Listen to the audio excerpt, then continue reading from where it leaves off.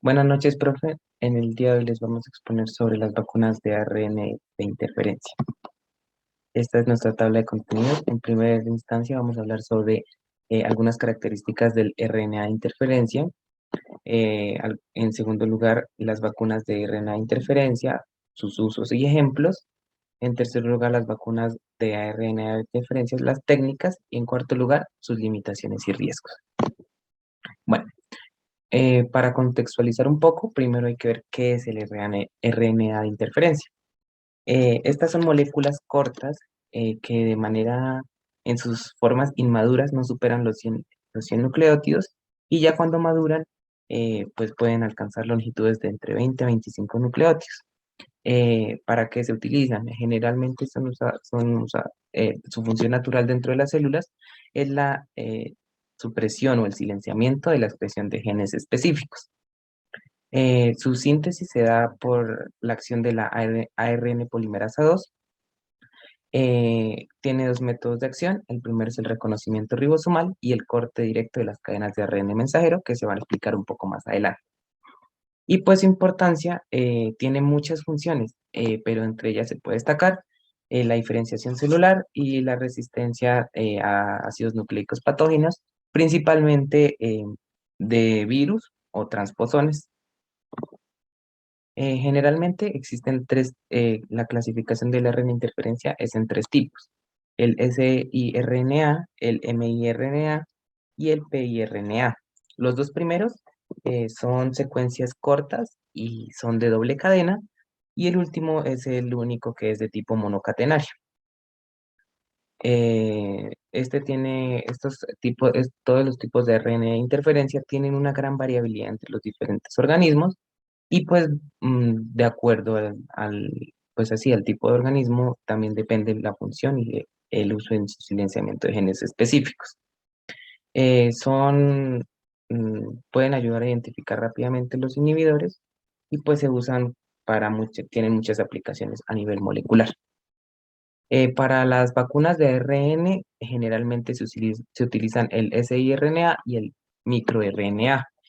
El que se menciona anteriormente, el piRNA, no se encuentra en la literatura para el uso en vacunas. Estos dos tipos de ARN interferencia son altamente específicos eh, y pues suprimen o regulan la expresión de los genes.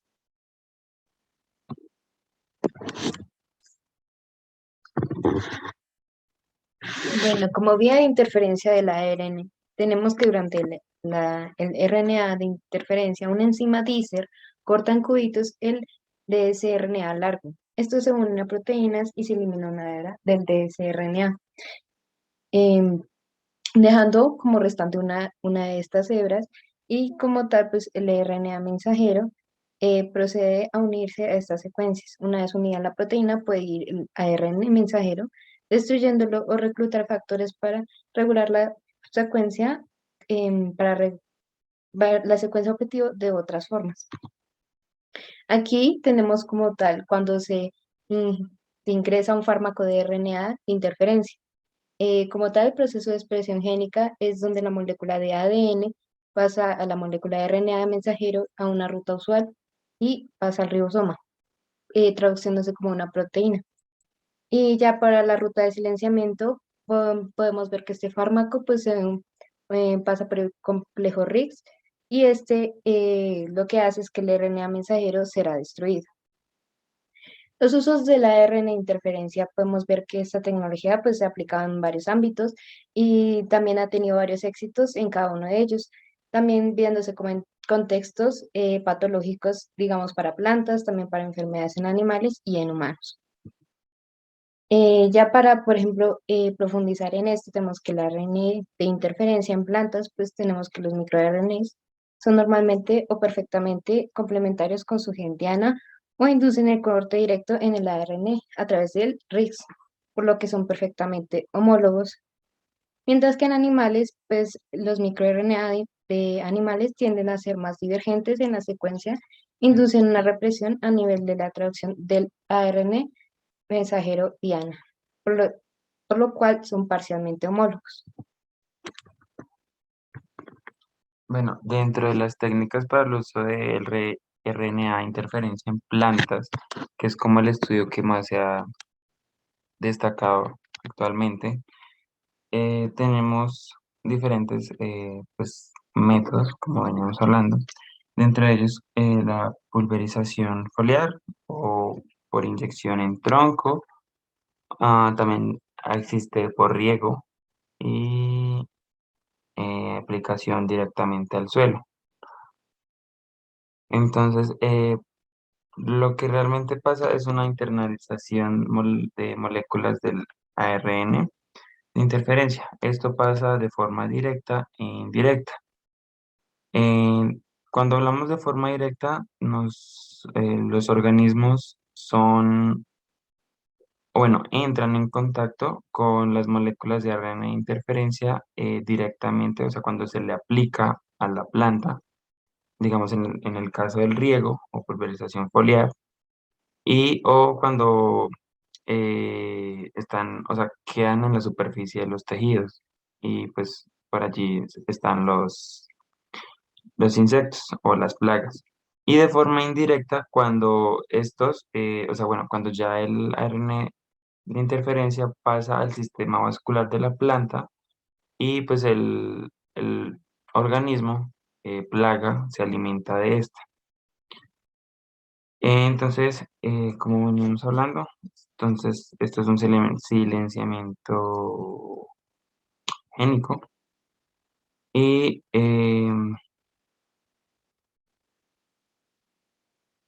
tenemos también, o sea, voy a explicar cómo cada técnica. En el caso de la aplicación foliar, como bien sabemos, foliar, no hacemos referencia a las hojas de la planta, es como ya un tipo de fumigación, eh, pues ya que pues, la mayoría de plagas se alimentan de las hojas directamente o principalmente. Y entonces, como les venía comentando, se aplica en la superficie o en la parte alta de la planta. Cuando hablamos de tronco, que ya son como más referente a inyecciones, normalmente se le aplican o es aplicado en plantas perennes o erectas. En el caso, se ha estudiado más que todo en cítricos y pues ya que las plagas que afectan a los cítricos se alimentan de la savia del xilema. Cuando hablamos de técnicas de riego, es cuando se empapan las raíces. eh, Sin embargo, esta es una de las limitaciones que más adelante se hablan. Y es que la RNA interferencia no es capaz, o bueno, no es tan estable en el suelo, cuando entra en contacto con el suelo, por lo que no duraría tanto. Y el que más se utiliza y por el que todo el mundo está optando actualmente es por microbios, ya sea virus, bacterias, también hablamos de levaduras y algunos otros hongos, como un sistema de vector para inducir el ARN interferencia a dicha planta. Entonces, lo que pasa es una interacción huésped-patógeno y, o sea, primero tenemos que encontrar estas bacterias o virus específicamente que afectan o que atacan estas plantas para que se les pueda insertar ARN interferencia para que aquellas plagas que afectan también esta planta, pues ya pues tengan puedan absorber el ARN interferencia, que pues como ya explicábamos antes, va a pasar por un dícer, una proteína y bueno, todo lo que ya explicamos. Pero en conclusión, es mucho más costoso cuando hablamos de virus o bueno, en todas las aplicaciones anteriores, por lo que generalmente se usan bacterias, ya que no tiene tanto tiempo y pues es menos costoso. Cuando hablamos de técnicas para el uso de RNA interferencia en animales, eh, hablamos de que primero tenemos que tener genomas completos del virus o bueno, de virus emergentes, por lo que generalmente los mamíferos atacan los virus y eh, dentro de estos destacamos la peste porcina, la anemia avícola o aviar altamente patógena, como también la fiebre aftosa. Em,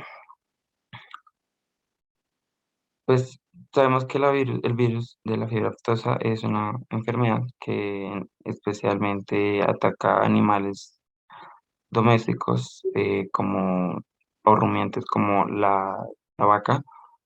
Y aunque se han utilizado, porque se conoce actualmente de vacunación en contra de la fiebre aftosa, eh, existen como que todavía no es tan efectiva esta vacuna, por lo que se ha llevado al estudio de vacunas con RNA interferencia.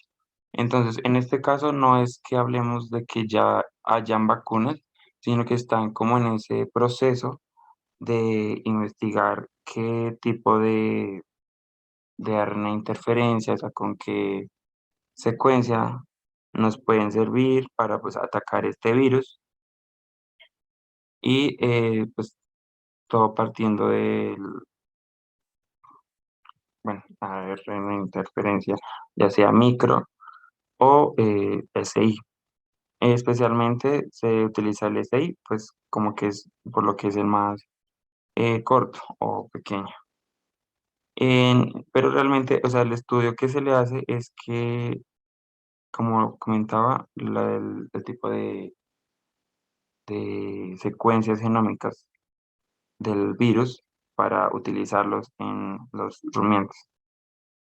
Y pues aquí comentaban que utilizaban eh, programas como NCBI y una base de datos de microARNs. Cuando hablamos de técnicas para vacunas en humanos, tenemos también que no es que ya estén creadas, que ya tengamos unas vacunas que ya estén a base de ARN interferencia, pero generalmente también a los humanos, al igual que a la mayoría de los mamíferos, los atacan es virus.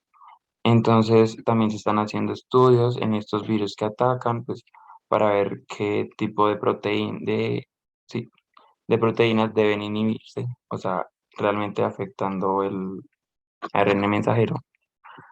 Y o sea, se encuentra actualmente en un momento, o bueno, en un estado de experimentación donde están usando roedores y eh, embriones de pollo. Pero pues aquí más adelante se ven como que en las aplicaciones vamos a hablar de cómo vamos en ese proceso de las vacunas. Bueno, y ya para el tratamiento, las aplicaciones como tal de las vacunas de ARN de interferencia, como mencionaban mis compañeros durante toda la exposición, principalmente estas vacunas han sido estudiadas y sus modelos de alguna manera se han organizado con el fin de aplicarse principalmente para el tratamiento en humanos. Entonces, pues la mayoría de aplicaciones y la mayoría de estudios que uno encuentra que tienen carácter científico investigativo, pues se van a tratar y van a de alguna manera buscar el bienestar humano. De allí que muchas de sus aplicaciones sean principalmente basadas en este tema. Entonces, se puede dividir en tres partes principalmente. Las enfermedades metabólicas, el tratamiento de agentes virales y el tratamiento, modelos experimentales para el tratamiento de cáncer. Entonces, para el tratamiento de enfermedades, especialmente de tipo metabólico, se utilizan como dos tipos de vías principalmente. El primero, pues, sería las vías de señalización y funcionalidad de genes, por ejemplo, para genes que transcriben para la diabetes o para enfermedades metabólicas como la diabetes o la obesidad, o el silenciamiento post-transcripcional, como en este ejemplo el silenciamiento del gen PEC, que es el gen implicado en la glucogénesis. Acá se hizo un modelo experimental donde se inhibía la transcripción de este gen, de esta proteína, y pues esta inhibición llevaba a que los niveles de glucosa en sangre bajaran y pues los pacientes mejoraran en este aspecto. Entonces, generalmente tuvo buenos resultados en este tipo de enfermedades metabólicas, tanto en el de obesidad como en diabetes, tuvo buenos resultados y de alguna manera se encontró mucha funcionalidad para el tratamiento de este tipo de enfermedades. Ya entrando a la parte más, por así decirlo, más estudiada, más investigada, que es contra el tratamiento de enfermedades virales, se han encontrado modelos de estudio para VIH, para hepatitis B, hepatitis C, virus de la influencia, virus respiratorios como el SARS-CoV y virus como el de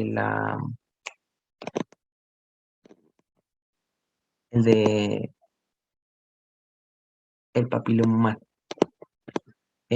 Bueno, este es el principal, bueno, es como tal, como mencioné, la mayoría de investigaciones tratan de este. Para virus específicos como el VIH, se encontró buena tolerancia y buena funcionalidad para el silenciamiento de receptores específicos del virus y que de alguna manera no pudiera eh, infectar las células.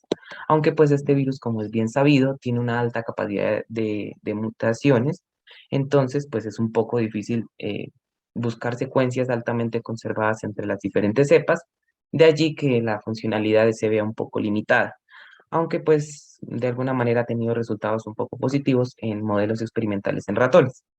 También se han encontrado buenos resultados para virus de la hepatitis B.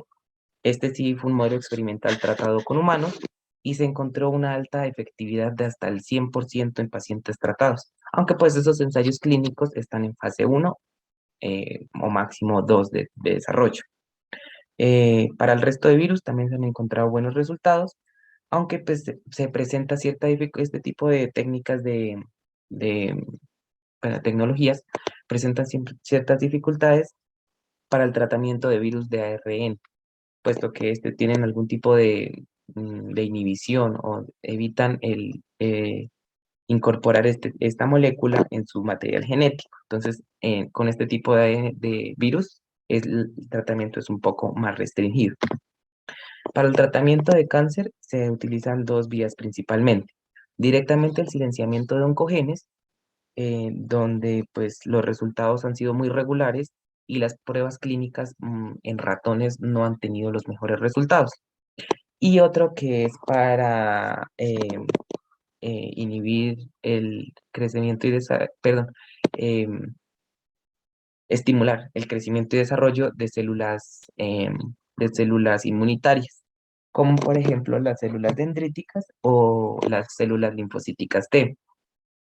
Allí de alguna manera se utiliza estos silenciadores, por así decirlo, para, bueno, pues sí, para silenciar algunos represores que se generan en este tipo de enfermedades como el cáncer y que no permiten la respuesta inmune adecuada. Entonces se utiliza estos silenciadores para quitar o silenciar unos represores que no permiten el desarrollo de estas células inmunitarias.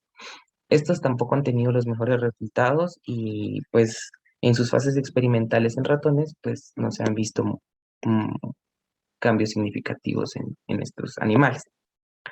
Y pues otro campo muy importante y del que aún se está en desarrollo muy experimental aún es en los métodos de conservación.